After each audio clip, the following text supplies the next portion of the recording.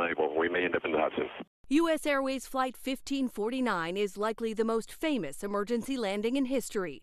After taking off from LaGuardia Airport with 155 souls on board, the jet struck a flock of birds and was forced to ditch into the Hudson River. Sully said, "This is your captain, brace for impact." I remember looking around at the other people in the aircraft and just wondering, why today, why me? Denise Lockey and Laura Zick McCormick were on board. We had no idea what it felt like to die.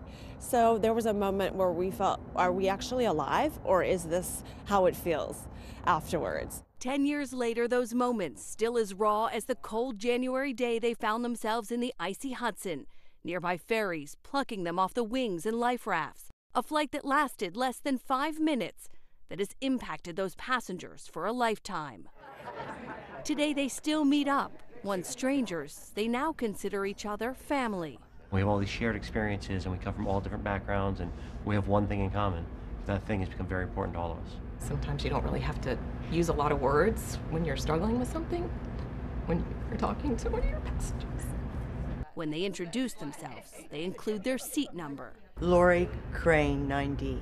Because while the landing doesn't define them, it did change how they see the world. It was really the best thing that ever happened to me. It made me realize what's important in life.